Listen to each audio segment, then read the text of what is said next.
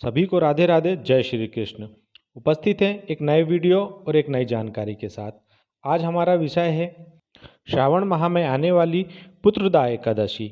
आज हम पुत्रदा एकादशी के बारे में बात करेंगे। पुत्रदा एकादशी पूजा विधि के बारे में, पुत्रदा एकादशी व्रत कथा, कौन से मंत्र को उच्चारण करना चाहिए, एकादशी व्रत के लाभ क्या होते हैं। पुत्रदा एकादशी व्रत रखने वाले एक दिन पहले यानी दशमी तिथि की रात्रि से ही व्रत के नियमों का पूर्ण रूप से पालन करना चाहिए। दशमी के दिन शाम से सूर्यास्त के बाद भोजन ग्रहण नहीं करना चाहिए और रात्रि में भगवान विष्णु का ध्यान कर कर सोना चाहिए। पहले दिन सूर्योदय से पहले जागकर दैनिक क्रिया से निवृत्त होकर स्नान आदि करके शुद्ध व स्वच्छ धुले हुए वस्त्र धारण करके श्री विष्णु का ध्यान करना चाहिए। अगर संभव हो तो पानी में गंगा जल मिलाकर स्नान करें। इस पूजा के लिए श्री विष्णु जी की फोटो के सामने दिया जलाकर व्रत का संकल्प लेकर कलश स्थापना करनी चाहिए। फिर कलश को लाल वस्त्र से बांधकर उसकी पूजा करें। भगवान विष्णु की प्रतिमा रखकर उसने स्नान आदि से शुद्ध करके नया वस्त्र पहनाए। तत्पश्चात धूप दीप आदि से विधिवत भगवान श्री विष्णु की पूजा अर्चना करें और नैवेद्य और फलों का भोग लगाएं। श्री विष्णु को अपने सामर्थ्य के अनुसार पुष्प, ऋतुफल, नारियल, पान, सुपारी, लौंग, बेर और आंवला आदि अर्पित करें। एकादशी की रात्रि में भजन कीर्तन करते हुए समय व्यतीत करें। पूरे दिन निराहार रहें तथा सायंकाल कथा सुनने के पश्चात फलाहार करें। एकादशी में दीपदान करने का बहुत महत्व है, अतः इस दिन दीपदान अवश्य करें। इसमें मंत्र कौन कौन से बोले जाते हैं देखिए। ओम नमो भगवते वासुदेवाय, ओम विष्णुवे नमः, श्री कृष्ण गोविंद हरे मुरारी, हे नाथ नारायण वासुदेवा, ओम नमो नारायण, ओम नारायणाय नमः। ओम श्रीम ह्रीम श्रीम कमले कमलालये प्रसिद्ध प्रसिद्ध, श्रीम ह्रीम श्रीम ओम महालक्ष्मी नमः। ओम श्रीम ह्रीम क्लीम श्री सिद्धि लक्ष्मी नमः।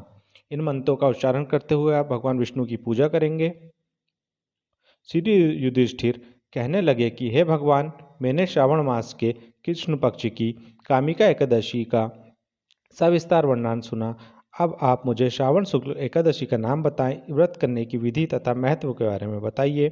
मधुसूदन कहने लगे कि इस एकादशी का नाम पुत्रदा एकादशी है।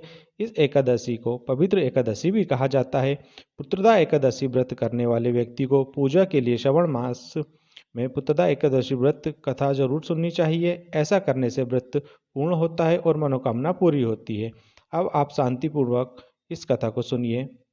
इस कथा को सुनने से वाजपेयी यज्ञ का पुण्य मिलता है। कथा कुछ इस प्रकार है।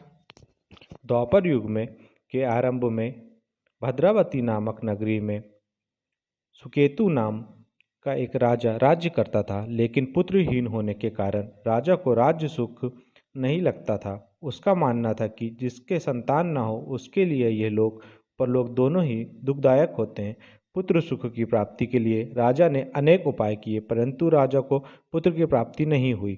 बद्ध अवस्था आती देख राजा ने प्रजा के प्रतिनिधियों को बुलाया और कहा, हे प्रजाजनों, मेरे खजाने में अन्याय से प्राप्त किया हुआ धन नहीं है। न मैंने कभी देवताओं तथा ब्राह्मणों का धन छीना, किसी दूसरे की धरोहर भी मैंने नहीं ली। प्रजा को पुत्र के समान पालता रहा। मैं अपराधियों को पुत्र तथा बंधुओं की तरह दंड देता था, कभी किसी से घृणा नहीं की। सबको समान माना है। सज्जनों की सदा पूजा करता हूँ। इस प्रकार धर्मयुक्त राज करते हुए भी मेरे पुत्र नहीं है, सो मैं अत्यंत दुख पा रहा हूँ। इसका कारण क्या है? राजा की इस बात को विचारने के लिए मंत्री तथा प्रजा के प्रतिनिधि वन गए। वहाँ बड़े बड़े ऋषि मुनियों के दर्शन किए। राजा की उत्तम कामना की पूर्ति के लिए किसी श्रेष्ठ तपस्वी मुनि को देखते फिरते रहे। एक आश्रम में उन्होंने एक अत्यंत वयोवृद्ध धर्म के ज्ञाता, बड़े तपस्वी, परमात्मा में मन लगाए हुए, निराहार, जितेंद्रिय, जितात्मा, जितक्रोध, सनातन धर्म के गुण तत्वों को जानने वाले, समस्त शास्त्रों के ज्ञाता महात्मा लोमश मुनि को देखा। सबने वहां जाकर ऋषि को प्रणाम किया। उन लोगों को देखकर मुनि ने पूछा कि आप लोग किस कारण से आए हैं। निसंदेह मैं आप लोगों को हित करूँगा। मेरा जन्म केवल दूसरों के उपकार के लिए हुआ है, इसमें संदेह मत करो। ऋषि के ऐसे वचन सुनकर सब लोग बोले, हे महर्षि, आप हमारी बात जानने में ब्रह्मा से भी अधिक सामर्थ्य रखते हैं, अतः आप हमारे इस संदेह को दूर कीजिए। भद्रावती का धर्मात्मा राजा सुकेतुमान प्रजा का पुत्र के समान पालन करता है, फिर भी वह पुत्रहीन होने के कारण दुखी है। उन लोगों ने आगे कहा कि हम लोग उनकी प्रजा हैं, अतः उनके दुख से हम भी दुखी हैं। यह वार्ता सुनकर ऋषि ने थोड़ी देर के लिए नेत्र बंद किए और राजा के पूर्व जन्म को देखा कि यह राजा पूर्व जन्म में एक निर्धन वेश्य था। निर्धन होने के कारण इसने कई बुरे कर्म किए हैं। यह एक गांव से दूसरे गांव व्यापार करने जाता था। एक समय जब वह 2 दिन से भूखा प्यासा था, एक जलाशय पर जल पीने गया। उसी स्थान पर एक तत्काल ही ब्याही हुई गाय जल पी रही थी। राजा ने उस प्यासी गाय को जल पीते हुए हटा दिया और स्वयं जल पीने लगा, इसलिए वह दुखी है। एकादशी के दिन भूखा रहने से वह राजा हुआ और प्यासी गाय को हटा देने के कारण उसे पुत्र वियोग में दुख सहना पड़ा। ऐसा सुनकर सब लोग कहने लगे कि ऋषि शास्त्रों में पापों का प्रायश्चित भी लिखा है, अतः जिस प्रकार राजा का यह पाप नष्ट हो जाए, आप ऐसा उपाय बताइए।